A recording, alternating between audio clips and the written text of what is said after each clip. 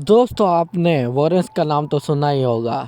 और जो लोग वॉरेंस के बारे में नहीं जानते तो मैं आपको बता देता हूँ कि ये वर्ल्ड के बहुत ही फेमस पैरानॉर्मल इन्वेस्टिगेटर्स हैं। इनकी एक बहुत ही फेमस केस पर मूवी भी बनी है जिसका नाम है कॉन्जरिंग।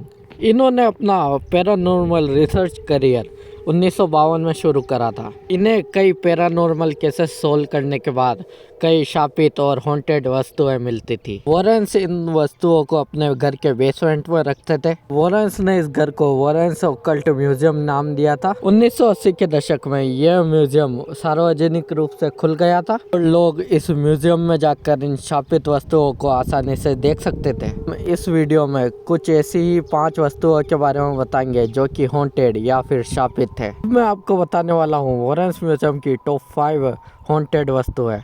नंबर 5 पे हमारे पास है the shadow doll. Shadow doll की पहली झलक अमेरिका में किसी एंटीक स्टोर में मिली थी। डॉल की इस दुकान में आते ही कुछ अजीबोगरीब घटनाएं होने लगी। जैसे ही वहाँ पर काम करने वाले लोग रात को सोने जाते थे तो उन्हें बहुत ही ज़्यादा डरावने सपने आते थे और उठने पर उन्हें अपने शरीर पर बहुत ही ज़्यादा खरोचों के और घाव के निशान मिलते थे। ये घटनाएं बढ़ती गई और इसके बाद ये खरोचों के निशान पंजों के निशानों में तब्दील हो गए, मानो किसी ने उनके शरीर को बुरी तरह से नोच डाला हो। अभी वहाँ के शॉप ओनर ने एड और वॉरेन से कांटेक्ट किया और उन्हें वहाँ पर तहकीकात करने को कहा।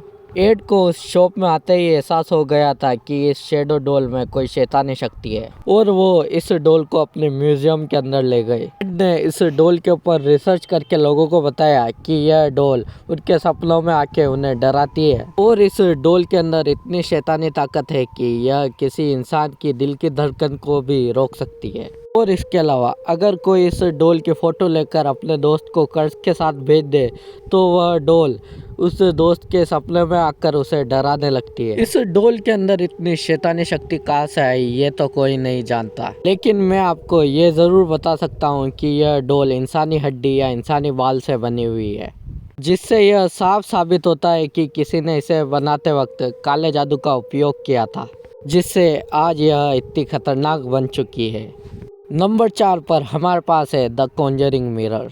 अगर आप वॉरेंस के म्यूजियम में जाएंगे तो आपको 5 फुट लंबा मिरर मिलेगा, लेकिन ये कोई साधारण मिरर नहीं है। इसका इस्तेमाल करके स्टीवन नाम के आदमी ने कई सारी आत्माओं को बुलाया था, आत्माओं से अपने दुश्मनों पर हमला कराया था। हाँ, स्टीवन्स पेंसिल्वेनिया के निवासी थे और ऐसा माना जाता है कि वह काले जादू में निपुण थे। उन्होंने इस मिरर को वास्तविक द्वार की तरह बना दिया था, जिसकी मदद से वह दूसरी दुनिया में स्थित शैतानी आत्माओं को इस दुनिया में बुलाते थे। इसके बाद वह इन स्पिरिट्स को अपने शिकंजे में करके दूसरे लोगों पर हमला करवा देते थे। एक बार स्टीवन से इस प्रक्रिया के दौरान एक बहुत ही बड़ी भूल हो गई, जिसके कारण इन शैतानी शक्तियों ने स्टीवन्स पर हमला बोल दिया।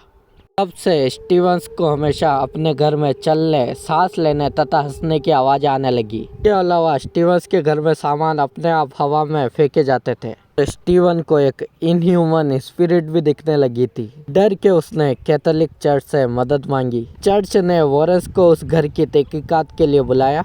वॉरेंस के वहाँ पर आते ही अजीब घटनाएं असामान्य रूप से बढ़ गई, मानो इस शैतानी शक्ति को इस घर से जाने का मन नहीं था। एड और वॉरेन ने स्टीवन द्वारा की गई प्रक्रिया को रिवर्स किया और इन स्पिरिट्स को वापस से उसी दुनिया में भेज दिया।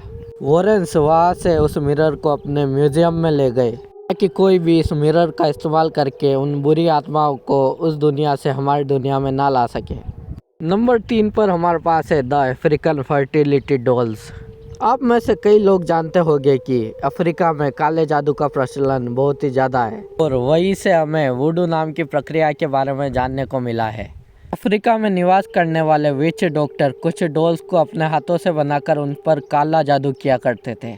इस प्रक्रिया का यूज़ करके वह लोगों की जान बचाती थी और कुछ लोगों की जान लेती भी थी। एक रात अचानक उस विच डॉक्टर की सारी डॉल्स चोरी हो गई। उसने भी इन डॉल्स को चोरी किया। उसने सोचा कि वह किसी अच्छे दाम पर किसी म्यूजियम को इन डॉल्स को बेच देगा, लेकिन चोरी के अगले ही रात उस चोर की मौत हो गई। उसने जिन लोगों को यह डॉल्स बेचे थे वह भी पैरालाइज हो गए। 2 साल पैरालिसिस में रहने के बाद उनकी भी अनजान कारणों से मौत हो गई। के बाद से ही यह डॉल्स वॉरेंस के म्यूजियम में पड़ी है और ऐसा माना जाता है कि इनके संपर्क आने मात्र से ही उस व्यक्ति की ज़िंदगी में अनजान घटनाएं होने लगती है। और नंबर 2 पर हमारे पास है द डेथ डॉल्स। इसके म्यूजियम में हमें एक खास डॉल का जोड़ा देखने को मिलता है जिसे लोग डेथ डॉल्स के नाम से भी जानते हैं। डॉल्स को लोग किसी इंसानी बाल या इंसानी हड्डी से बनाते हैं।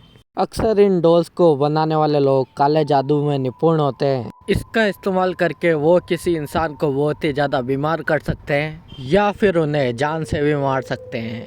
ये काफ़ी हद तक वुडू जैसा है, जहाँ पर इस डॉल में विक्टिम के कुछ अंश होंगे जैसे कि बाल या नाखून। उसके बाद इस डॉल को बनाकर उस इंसान के घर के सामने किसी पेड़ पर लटका दिया जाता है।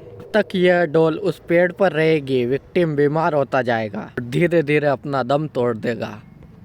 वॉरेंस म्यूजियम में स्थित ये 2 डॉल्स भी डेथ डॉल्स का जोड़ा है जिससे लोगों की जान ली जाती थी और इन डॉल्स को इतना शापित माना जाता है कि इन डॉल्स को छूने मात्र भर से लोग बीमार हो जाते हैं। और फाइनली हमारे नंबर 1 स्पॉट पर है द एनाबेल डॉल। दोस्तों मैं आपको बता दूं कि द एनाबेल डॉल की स्टोरी हमारे चैनल पर डेडिकेटेड वीडियो के रूप में उपलब्ध है, चाहे तो आप वहां पर जाके उसे देख सकते हैं। अगर आप उस डॉल के बारे में जानना चाहते हैं तो ऊपर दिख रहे आई बटन पर क्लिक करके आप उस वीडियो को देख सकते हैं। तो दोस्तों आज के लिए इतना ही। मुझे उम्मीद है कि आपको वॉरेंस ऑकल्ट म्यूजियम के बारे में आज की इस वीडियो में कुछ नया जानने को मिला होगा। अगर आपको वीडियो पसंद आया हो तो इस वीडियो को लाइक करें और ऐसे ही वीडियोस के लिए आप हमें कमेंट करके बता दीजिए कि आपको किन अर्बन लेजेंड और किन रियल स्टोरी पर वीडियो चाहिए। और इस वीडियो को अपने दोस्तों के साथ भी शेयर कर दें। ऐसे ही और हॉरर वीडियोस के लिए हमारे चैनल को सब्सक्राइब भी कर लीजिए। तब तक के लिए बाय।